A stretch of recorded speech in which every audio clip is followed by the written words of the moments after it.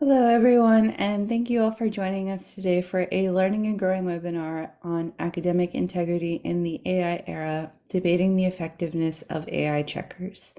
Our presenter today is Chana Etengoff of Adelphi University. My name is Sidra, and I'll be your moderator today for Hawks Learning. We will have a live Q&A session after the presentation, so please enter any questions you have into the Q&A module as we go, and we'll be sure to answer them at the end. I'll now hand it over to our presenter. Hello, thank you everyone for joining me today. I'm going to be sharing my slide with you in just a second here. And 1 second. Oh boy. All right, here we are. Let me see if we could do it. Does everyone see the from current slide? Okay. So thank you everyone for joining me today.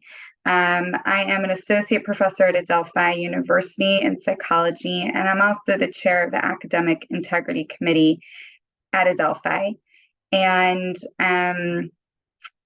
our focus recently has been to try to develop a way that faculty could feel confident in students' work while also understanding the landscape of what's in front of them now and the tools that they will have to use in the future with their career.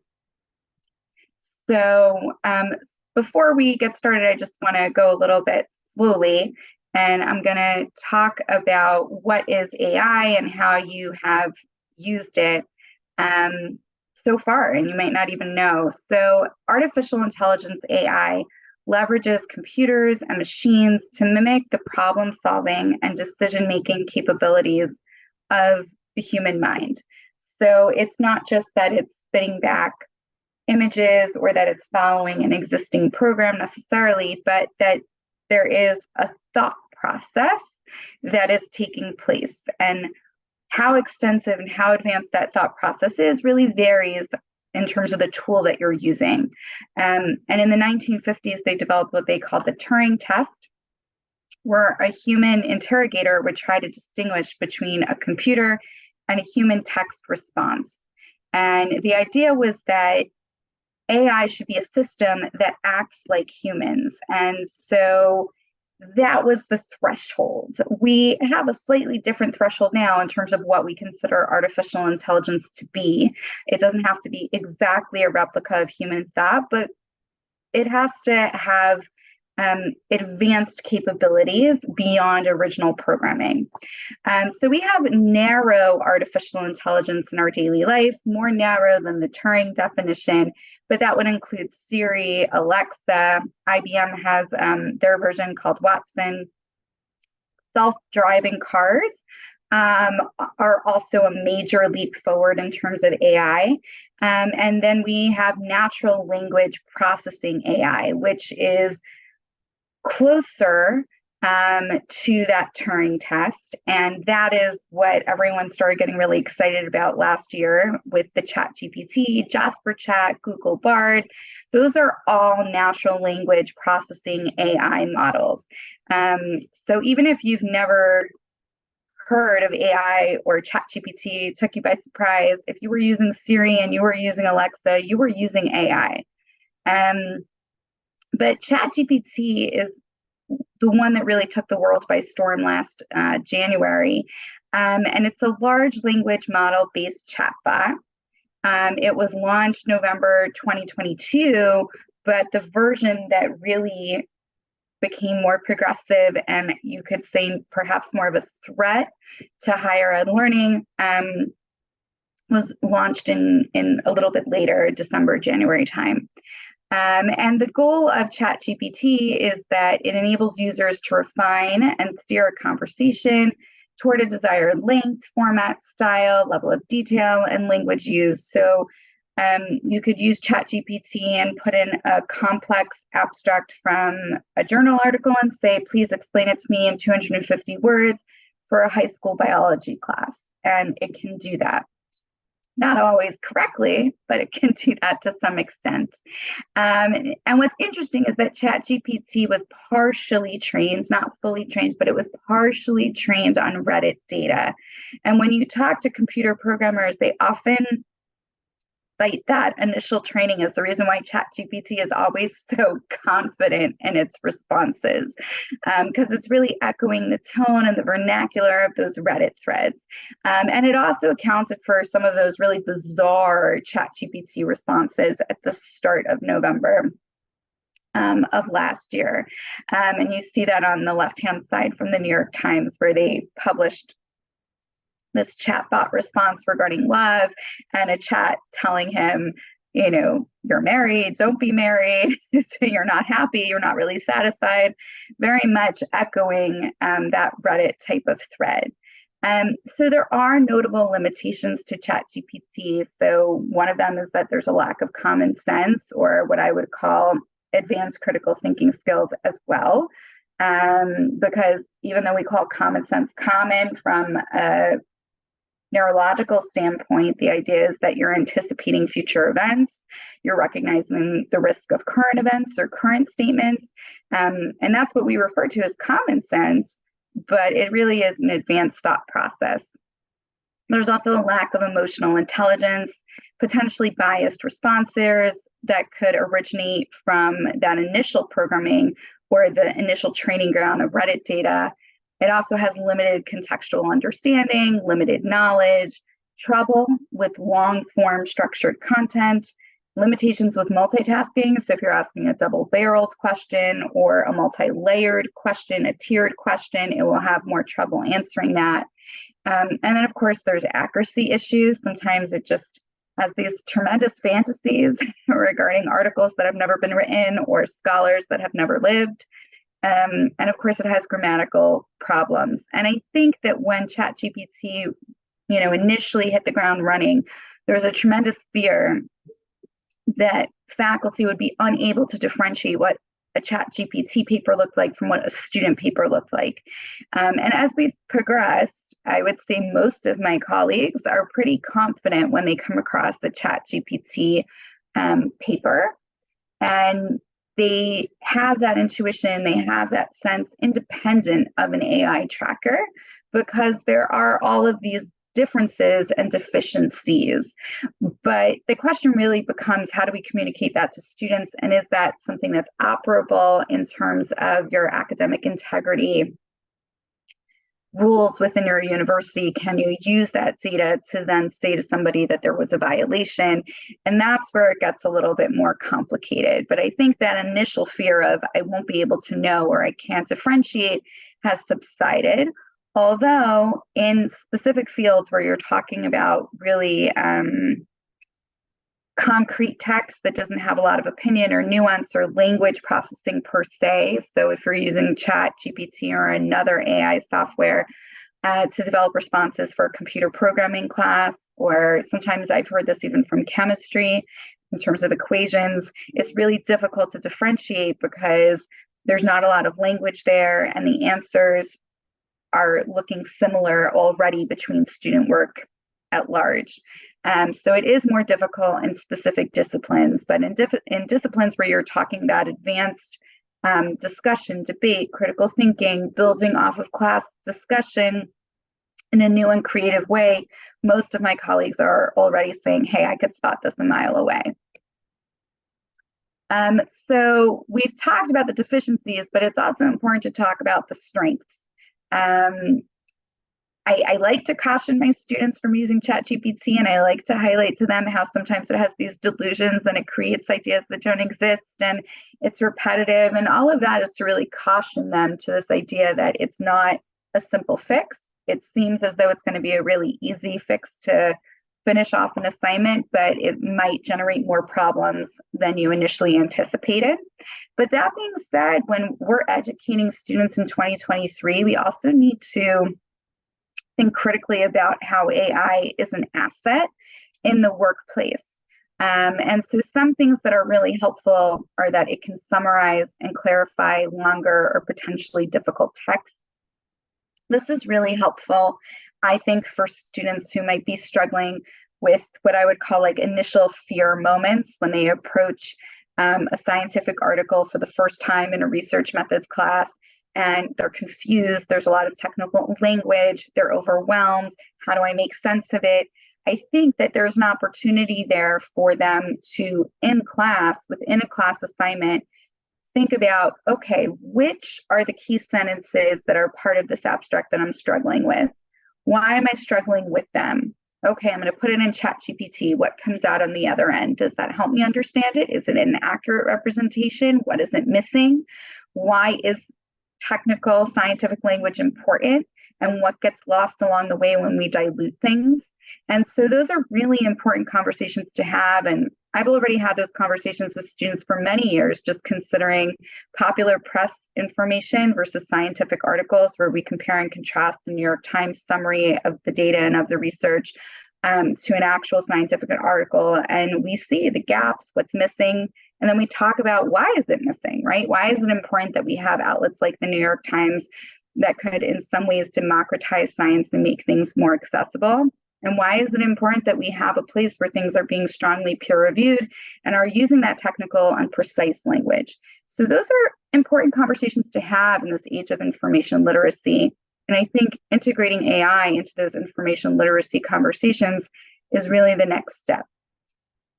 I also think that AI could be that initial solution to when we have that white page syndrome and we're looking at the page and we're feeling afraid and we don't quite know where to start and it seems daunting.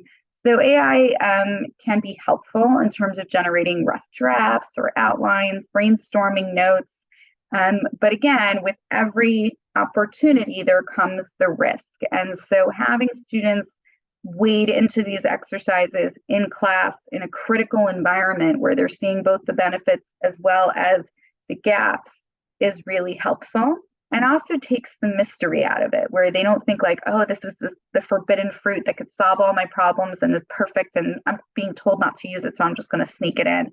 This, when it becomes an integrated part of your curriculum and you're able to help them develop that information literacy and that critical thought process, it becomes far less of an allure, I have found.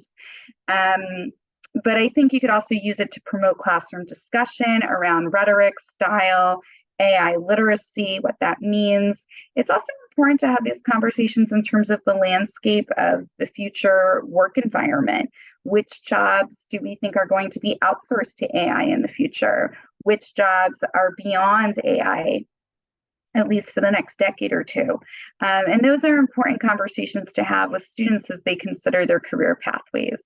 Other things that it could do, like Grammarly, right? It could assist learners with automated grammatical assistance, language acquisition, which I think could be really helpful if you're working with students where English is not their first language, or if they just struggle with small details and language patterns in general.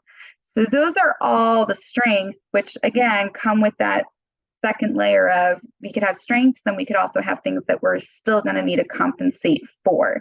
So I always let students know, if you use AI, it's not submission ready. It's not that you just put in the prompt and then you copy and paste it into a paper and you're going to get an A. You're not going to get an A on an AI generated paper. And it's still going to require a lot of fixing and revising. And so then the question is really put forth to students of which is more time efficient, which is more rewarding, which is more authentic to you, and where do you see the value of your education?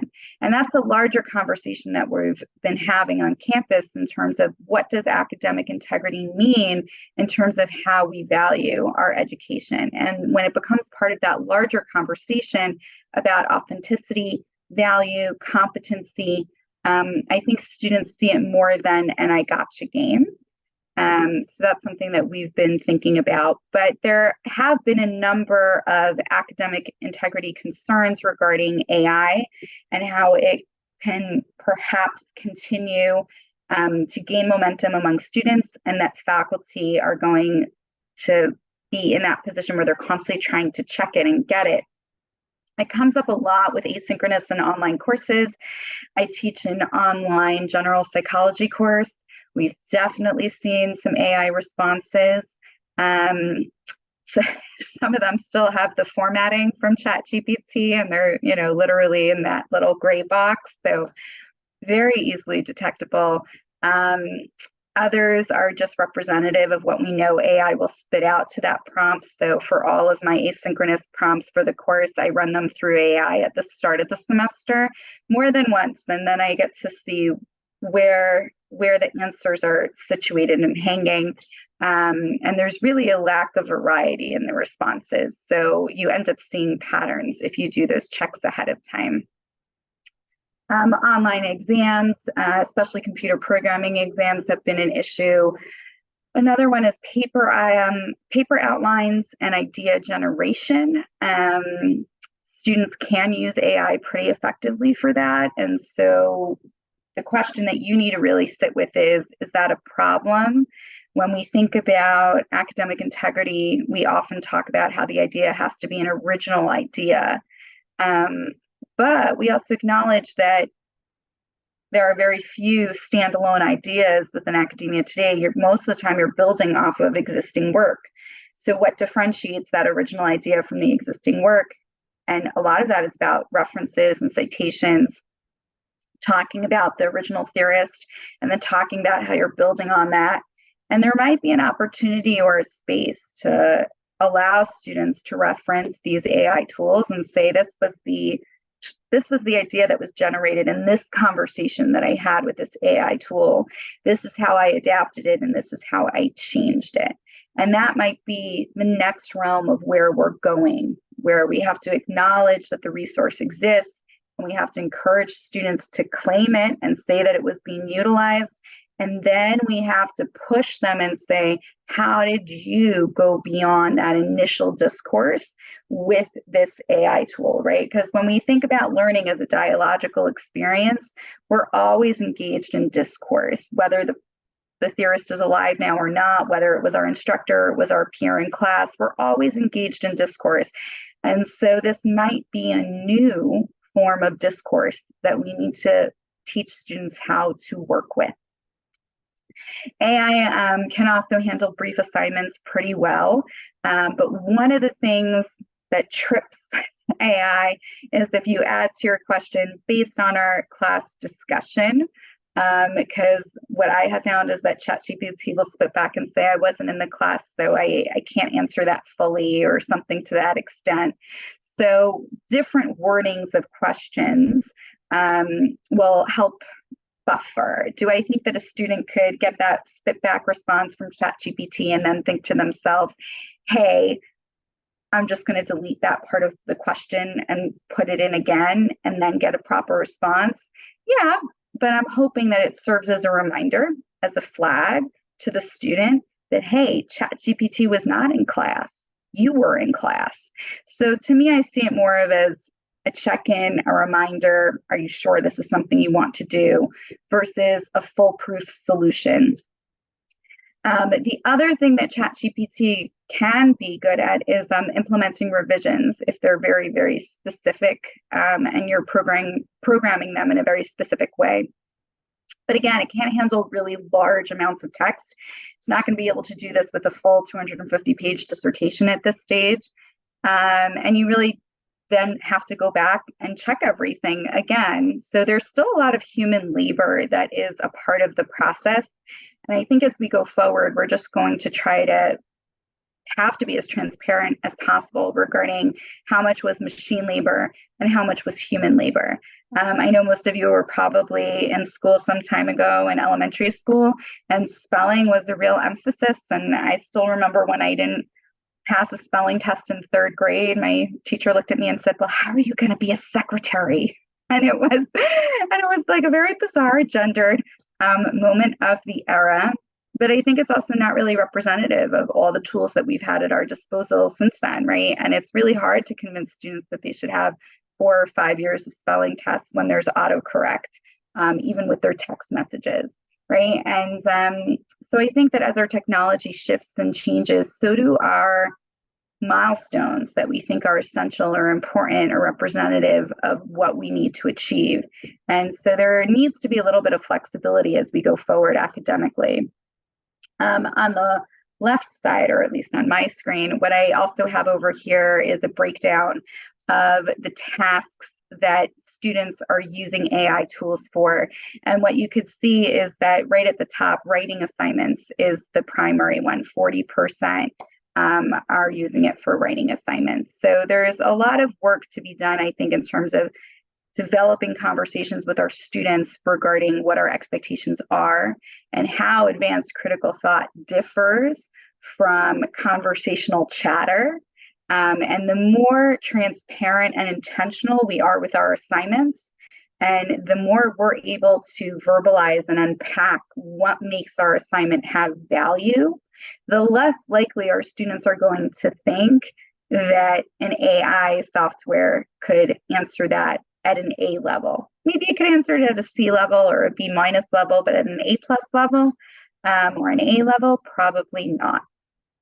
But a lot of that has to do with intentional communication regarding assignment goals.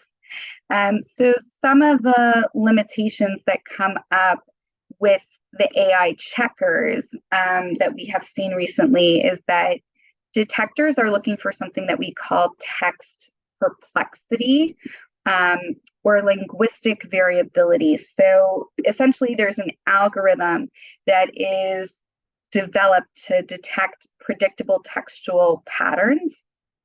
And the more likely the response is, the more likely it will be flagged as AI detected. And what we know about language is that it is immensely creative. I mean, that's one of the most exciting parts about being a human, is that you have endless options in terms of how you're going to conceptualize issues, how you're going to respond to issues, how you're going to verbalize thoughts. And that's how we always have something new within academia and our creative productions, because of that opportunity to shake things up and to be different. Whereas computer programs are really designed to have the most likely of responses. So if you think about it in terms of Gmail, when you're writing your email and you're saying, thank you so much for reaching out, and right, somehow your Gmail knows what your next phrase is going to be, and it comes up in that gray text, and then you could just click on it and half your email is written. Or sometimes it will even give you responses for an entire email, like, yes, thank you for letting me know. That is all AI. And that's based on the AI reading your email and then looking through its programming and seeing what the usual responses are, or what is that predictive text that's going to come next. And so that's how AI checkers work in terms of the language production and in terms of those essays, is that they're looking at how predictable was that pattern, how predictable was that rhythm. But the problem with that is that our detectors so far are not highly effective. So the Turnitin detection system, by some accounts, and again, Turnitin's accounts are going to be different, but by some critical review accounts, it's only a 36% rate of accuracy. So that means it's a really difficult piece of data to bring to an academic integrity committee or violation report and to say, this student needs to have a warning, or it needs to go on their record, or they need to fail this course. And here is my proof. Here is the AI detector. That is a really difficult sell when we're talking about only a 36% rate of accuracy. But on average, there are a lot of AI detectors out there, and on average, accuracy is hovering at about 60%. And again, that's a fair percentage of error. And so as a committee, we've really wrestled with, where do we put AI detection software in our scheme of evidence building? Where does it land? And some of the concerns that are raised are the DEI issues, the diversity, equity, and inclusion issues with the false AI detection positives. So what we do know is that Stanford University ran a study, and they found that more than half of ESL student submissions were falsely flagged as AI generated, whereas American high school student submissions were accurately classified. So you have more than half of students whose language, their first language is not English, having their essays falsely flagged. And when you think about it, it makes a lot of sense, because when English is not your first language, you are learning it, and you are learning it with almost what I would call like programming blocks of text, of phrases that you then move around and reconfigure to make a sentence or a paragraph or an idea. And when you're learning a language for the first time, that language is really based on patterns, commonalities, predictions of how words and ideas are traditionally conceptualized and verbalized. And that is very similar to how AI learned its generative language capabilities.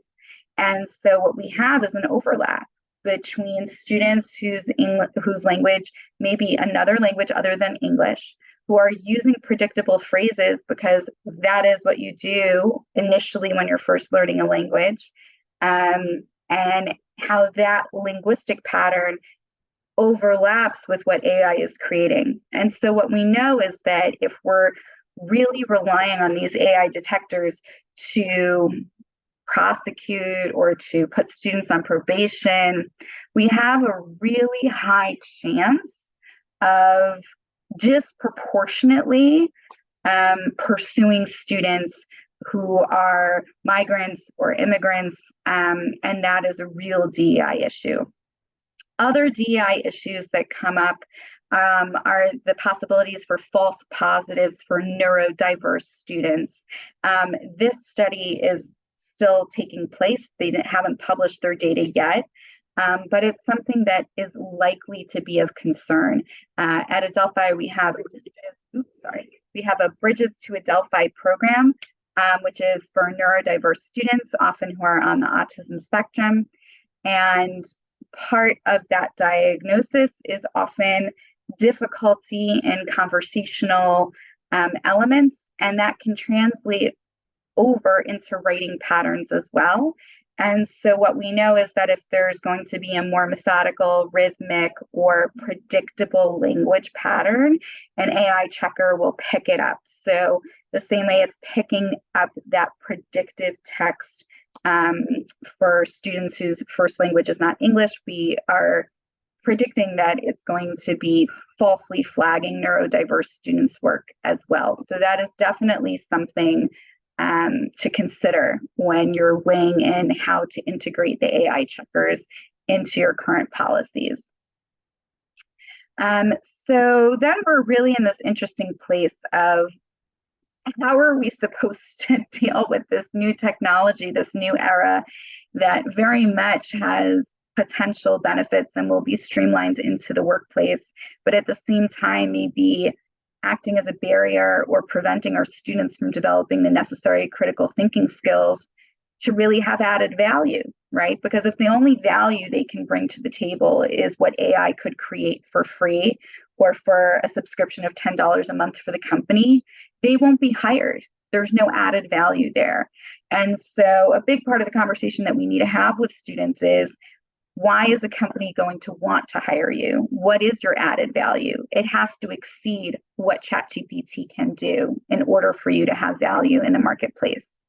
And so there's a big group of universities in the UK called the Russell Group of Universities. You could see it's notable universities, University of Cambridge, Edinburgh, King's College London, and they came up with a joint statement essentially where they wanted to have guidelines for how they would be using AI and its limitations, and also what the goal of university education is in the age of AI.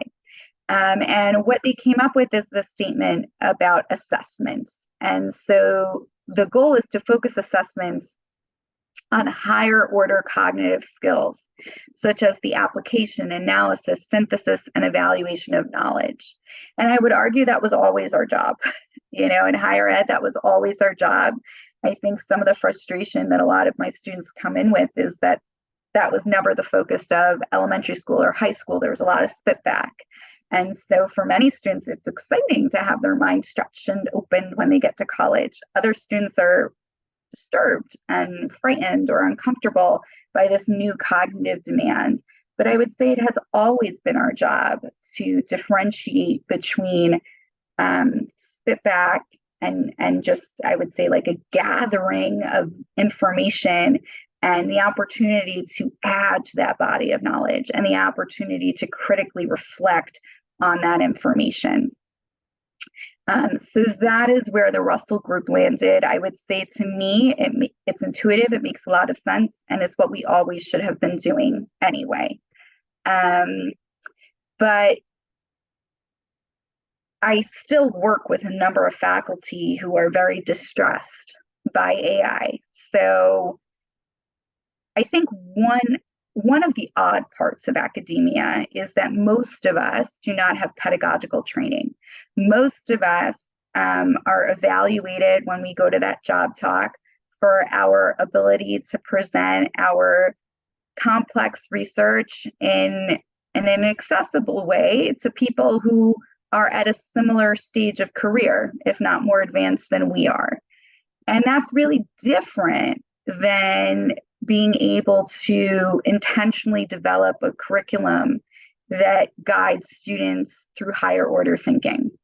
And it's a very odd idea to me that high school teachers have years and years of pedagogical training, and college professors, usually, unless it's something that they want to pursue, don't have very much at all. Some don't have any.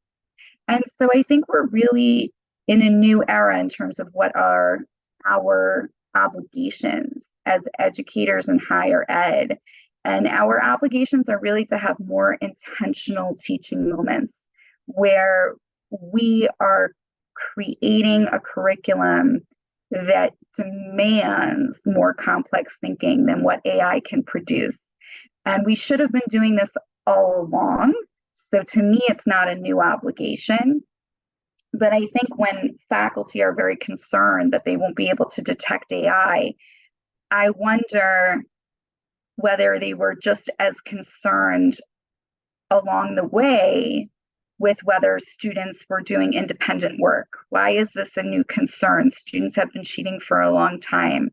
And so I think part of that is our developing self-awareness that our curriculum needs to be revised and may not be meeting the moment of today.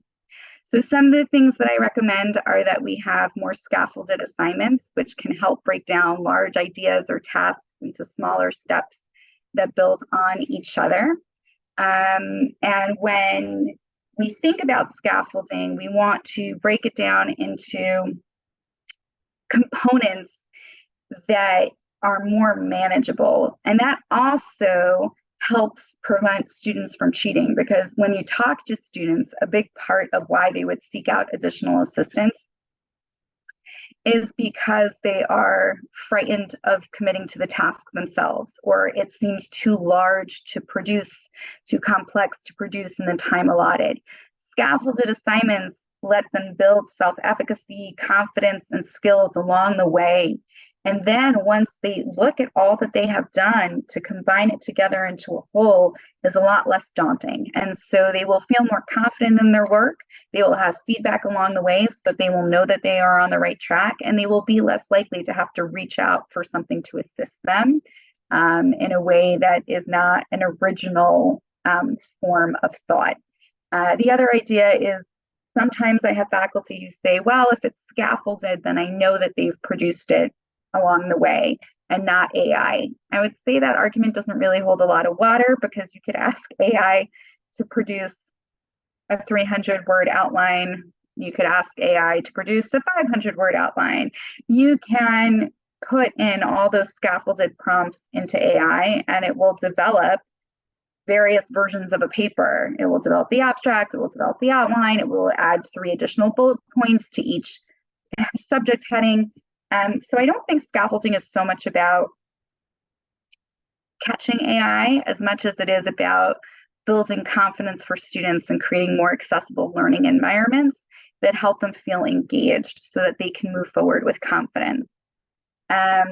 Critical thinking scaffolding also helps develop lower order critical thinking skills before we're requiring students to engage higher order critical thinking skills. So I almost think of it as wading into a pool. If you're asking students to just dive right into an 8-foot pool, that could be very daunting. But when we give them the opportunity to take steps and build that confidence along the way, we are actually just giving them the building blocks for that next stage of critical thought, which is really important to do. The other idea is to have sequential draft work, which I've always been a fan of. I know it's hard in terms of grading, especially for those of you who don't have graduate assistants or TAs who are assisting you. Something you could do is you could have a peer review process on draft work, which is something that I utilize in my classes all the time. So it helps students be accountable to themselves as well as to each other. It also makes it more manageable to have all of this scaffolding and all of this draft work. And I try to also allot time in class for in-class writing workshops. Yes, they're still there with their laptops. Yes, if they really want to, they could pull up ChatGPT. I'm not like running around the classroom checking everyone's laptop. But I do find that when students see assignments as approachable, when the instructor is there with them to assist when questions arise, they'd so much rather ask the instructor than ask ChatGPT for assistance. I find that ChatGPT is really that instructor replacement at 2 a.m. when your assignment is due at 10 a.m. the next morning. And so having designated classes that are devoted to writing workshops could be really helpful. I have had mixed feedback, though, from students on writing workshops. Some students are like, I would so much rather just do this in my dorm room in pajamas with a hot cocoa. Why do I have to be here? And I've had other students who say, this is awesome. I've never been so focused. I feel like I've gotten a big chunk done. I love being able to ask you questions in real time. So usually what I do is I'll have a one writing workshop session where everyone's there for the full amount of time in class. And then I'll have a second one that could be an additional voluntary opportunity that's happening during my office hours, so not everyone has to go. Or I might hit a mid-mark and I might say, if you've accomplished this amount, you're free to go, but everyone else, you're free to stay. So I try to have a second session that's a little bit more flexible for the students who are like, hey, I'd rather just be in my dorm room with hot cocoa, which I hear. And you could read more about all of this through a website on Northwestern. They have an excellent FCPE website that really breaks down the importance of assignment scaffolding. So the link is there where you could Google that. Other things that I like to introduce into this larger conversation are the ideas that we constantly need to break down processes and information for students, because it is a skill that's really not taught in high school. So I have not found that my undergraduates are coming in with the self-regulatory, self-reflective abilities to think, I have this very large assignment to do. How do I break it down into manageable steps over the next 8 weeks? I have not found that they're able to do that. And to be honest, I also advise doctoral students, and I have found that doctoral students struggle with this as well when they're beginning their dissertations. They get overwhelmed by an idea of a magnum opus of 250 pages. They struggle. And they also struggle with writing an outline. Because it's not a skill that has often been emphasized throughout their academic career. So here is a good cheat sheet, for lack of a better term, when we're talking about academic integrity, but here's a good way of breaking down the various steps that are embedded in writing assignments. And I know that today's talk mostly focused on writing assignments with AI, but that's because that's the most common use of AI in terms of students' work that we have found so far. And you could access this also from the CUNY system. Brooklyn College specifically has a wonderful breakdown of what scaffolding is. The CUNY model has what are called writing fellows. I was actually a writing fellow in my doctoral days, where doctoral students are trained in how to break down assignments, syllabi into more manageable bite-sized pieces for students. And then these fellows meet with faculty. The fellows are obviously getting paid, and the faculty are getting paid to work with them as well. I think faculty get paid $2,000 to meet with them and also implement the changes in the subsequent semester. So there's a lot of incentivizing there to demystify higher ed and make it more accessible for diverse student bodies, which is something CUNY has been really remarkable at over the years. So other things, I know we're running out of time. So, other things that I like to think about are academic integrity being a collaborative community effort across campus. It can't be something that you are individually trying to construct on your own in your classroom in a great void. It has to be something that all the partners on campus are committed to. And part of that really means that it has to come from the top. It has to come from the provost, it has to come from the president. There has to be funding that's devoted to this mission. I recommend that if you're on a campus without an academic integrity officer, I recommend that you have both an academic integrity officer as well as a chair of an academic integrity committee. And as the chair of the academic integrity committee at Adelphi, I've had the opportunity to seek out the support from the provost, develop an argument for why we needed a more significant budget. We launched multiple programs to assist faculty at different levels. So we have an adjunct academic integrity fellowship, which trains our adjuncts to both be able to identify academic integrity violations, but also how to prevent them. And so we just finished our second cohort of that, and that's been really successful.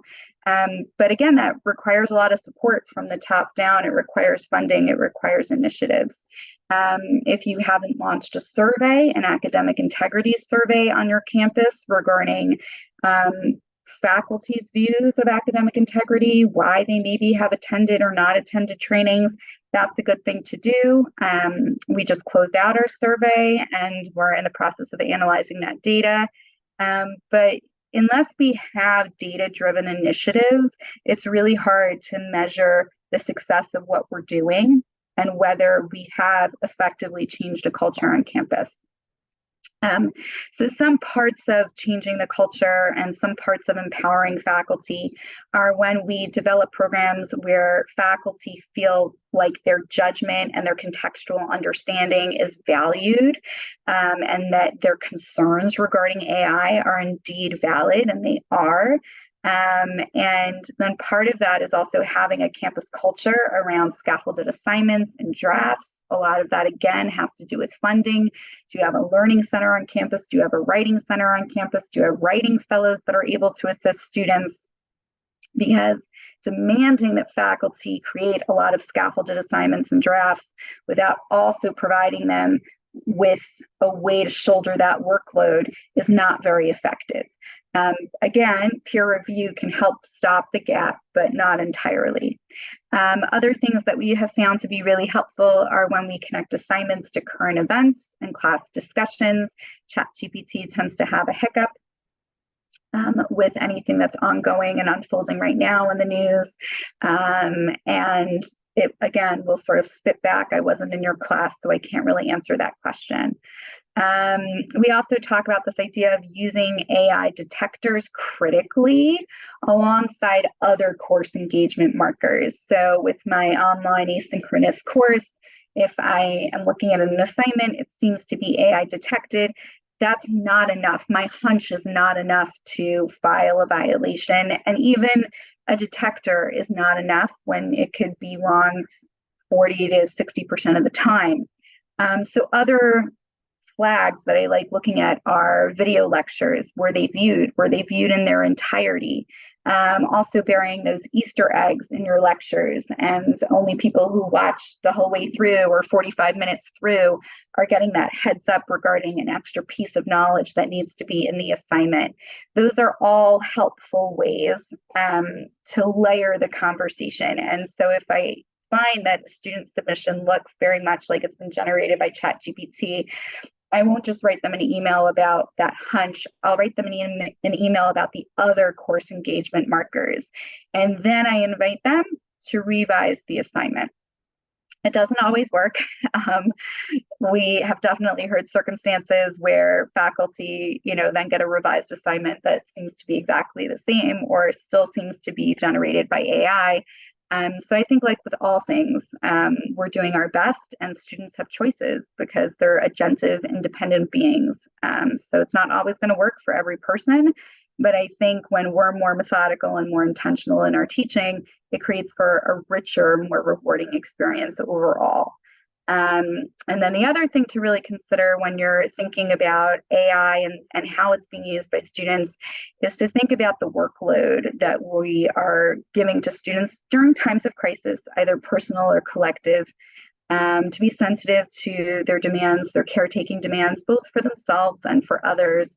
And again, when we have scaffolded and incremental assignments, it creates more of an opportunity for students to be successful because they're not as restrained or limited to getting everything done within a certain sequence of time, like 2 days or 3 days.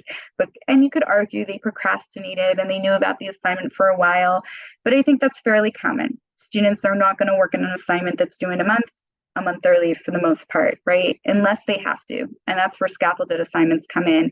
And that can really help distribute the workload in a way that's more manageable, even if they're wrestling with other demands. But the other idea is to make sure that your workload is proportional to the course and proportional to the credits that are being assigned. And yeah, there are excellent resources that are out there on the internet, more developed than these that we could get to in just an hour. And I have links as well over here for you to take a look at. And now we're up to questions. So if anyone has any questions, I'm happy to answer. I know that they will be in the chat.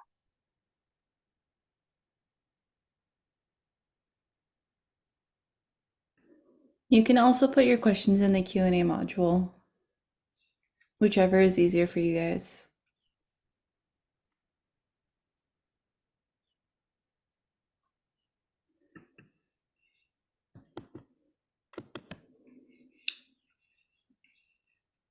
We have one question. How can AI be used productively to facilitate learning? I know you went over a bunch of examples, but are there any more prominent that you would like to recommend?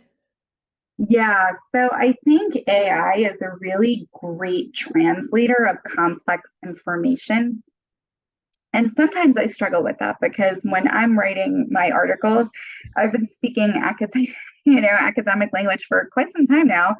And for me, it's intuitive, and for me, it makes a lot of sense. So to remember all the different components that I need to translate for my students can be hard because it's a language that's fluent for me, right?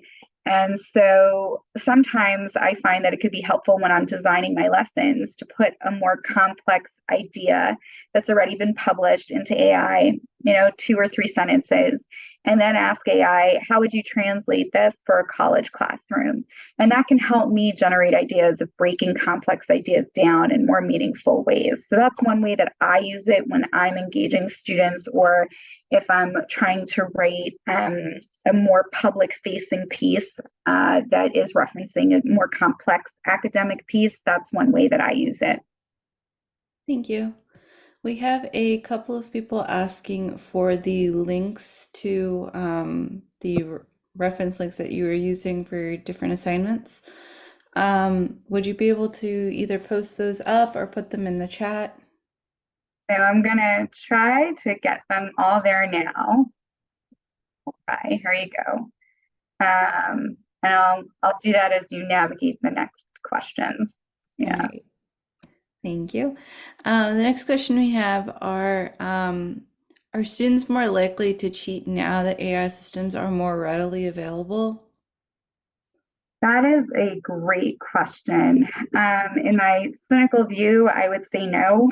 I think cheating was always something that happened. I remember a case, maybe it was 4 or 5 years ago, where students put themselves in the ducts, the air conditioning ducts, to crawl into their stats professor's office and get the exam ahead of time. I mean, it was literally breaking and entering. It was a very Mission Impossible experience. They're going through ducts with rats and bugs, and you would think who would want to do that, but they were quite motivated to do so.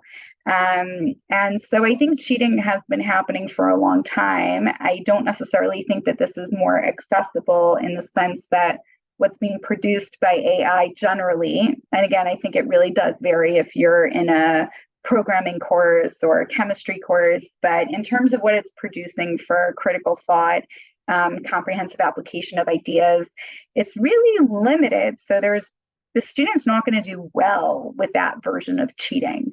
And so there's still a lot of human labor that would have to happen. I know that there's been some discussion that now with ChatGPT, the paper mills could be more efficient. So now there's somebody who's getting the ChatGPT article or paper and then refining it and then selling it.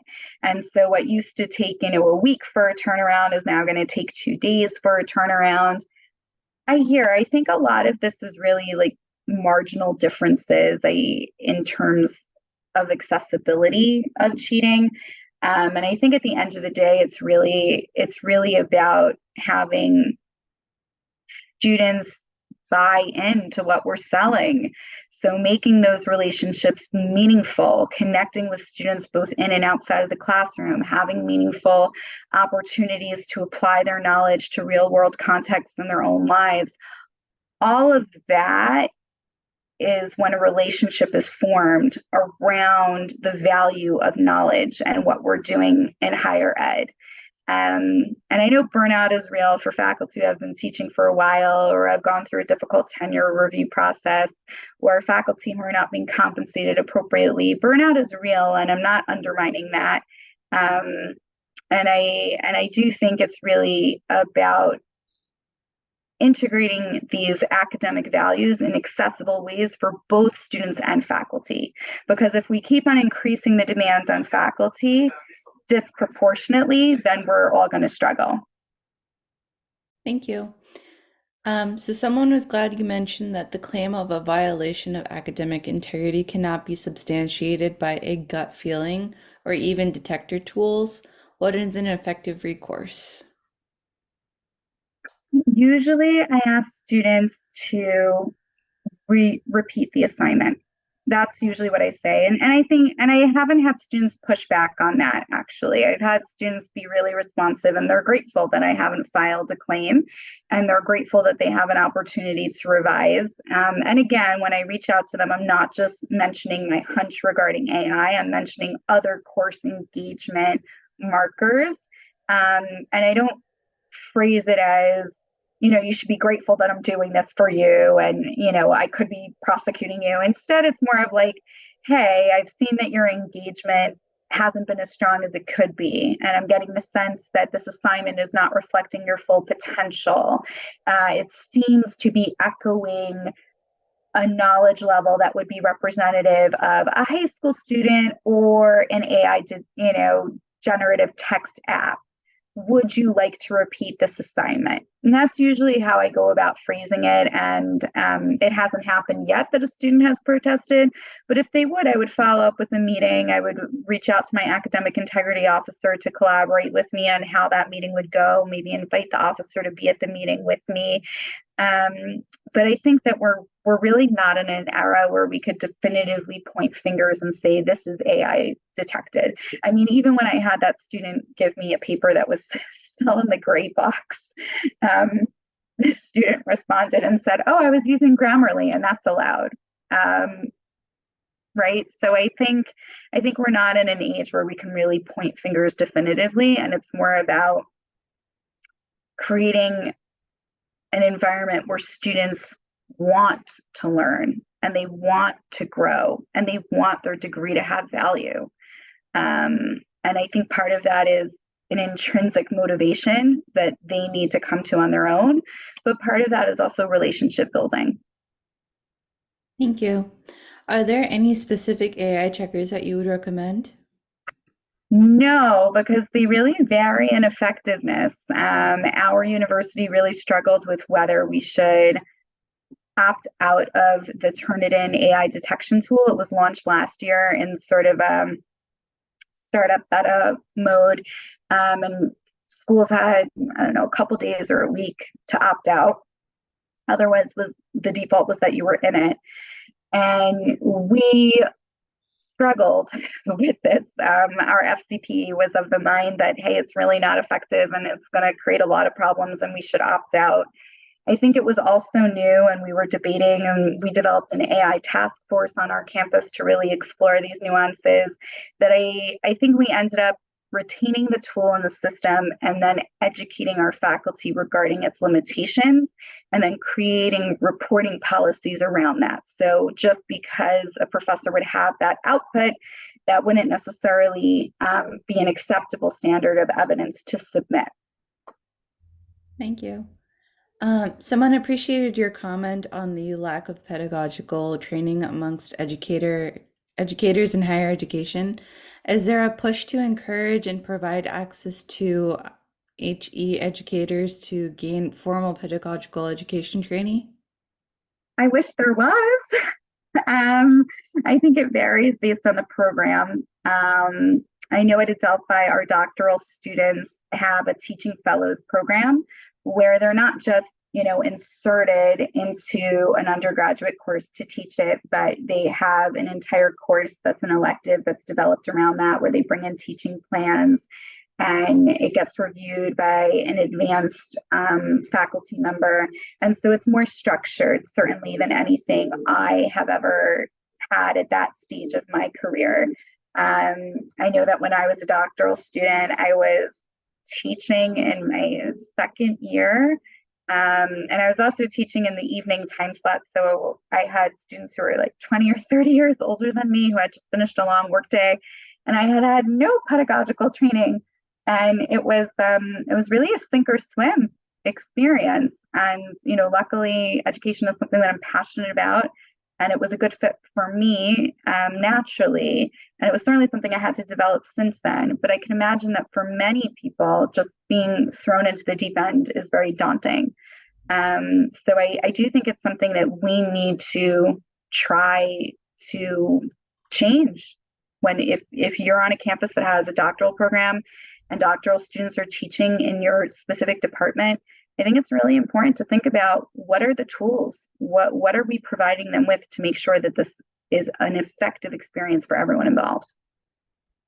Thank you. How can we close the gap between students who can afford to have the paid version of ChatGPT versus students who cannot afford to pay for the better version?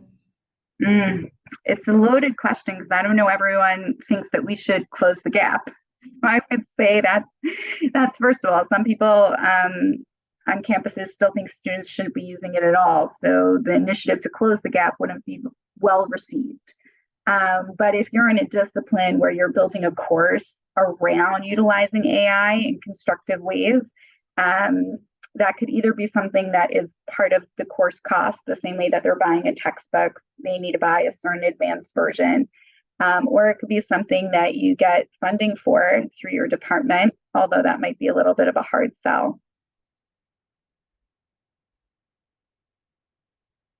Thank you. Are programs like Grammarly or Turnitin still effective tools? I think it depends on how you define effective. I like Turnitin because I'm not Googling my students' papers endlessly. And I have had Turnitin flag papers where students have just copied and pasted entire sentences or paragraphs from existing work that's out there. And so Turnitin as a way to really catch and comb the web, I think is very effective. Turnitin also has a capability where if all of your students are submitting through Turnitin every year, it develops a depository of assignments that have been submitted in your course and also on your campus. So it's not just cross-referencing the papers across the web, but it's cross-referencing within your own university's depository and your course's depository. And so I think that is very, very effective. Grammarly, I think is, to me, it doesn't seem to be far more effective than having Microsoft Word, give you a red squiggly line, except it gives you a better sense of how to fix it, right? Microsoft Word is flagging run-on sentences already. I think Grammarly is just giving you more of an edge in terms of how to fix it. But I do think that as much as we think that our students are the tech generation, they very much are not in a lot of ways because there was this assumption that they were tech natives, there wasn't as much of an emphasis on teaching them these important skills in high school. And so I have students who do not know how to attach a file to an email. I have had students who don't know how to open files from emails. I have students who don't know what track changes are or how to remove them. Even doctoral students struggle with track changes. And I would bet that most students don't know what that red squiggle line is on Microsoft Word. So unless you make that a point of your course to say, hey, when you're typing this paper, Word gave you this red squiggle line. What do you think that meant? How did you respond to it? Unless we make that part of the conversation, students are going to continue to miss those opportunities for tech to help meet their needs. Thank you. Is there a charge for other programs used to ensure academic integrity? So I'm not sure what you mean, but Turnitin, there's definitely a charge for. Your university would have to purchase it, and it would have to have specific license parameters to be used in either across the campus or for only certain courses. There are some AI detectors that are free, that are online, but anyone could create them, and there's no way of really telling how effective they necessarily are. And we're in this weird stage where the private companies who are trying to develop AI detectors are always sort of one version behind what the AI capabilities are, because that's just sort of how it works, right? They have to respond to the threat, so to speak. So the threat pre-exists them. So there's always a gap and there's always a catch up to it. Thank you. All right, that looks like all the time we have for questions. Thank you, Chana, and thank you all for attending today. We will be emailing you a link to view the recording of this webinar once it's available. If you or any of your fellow instructors are interested in presenting for our Learning and Growing webinar series, please submit your proposals to the Learning and Growing website, which I'm going to go ahead and link in the chat now for easy access. These free webinars are brought to you by Hawks Learning, an innovative educational courseware company. To learn more about our mastery-based course materials and how Hawks can enhance learning outcomes for you and your students, please visit hawkslearning.com, and I hope everyone has a great rest of your day. Thank you all for attending. Thank you.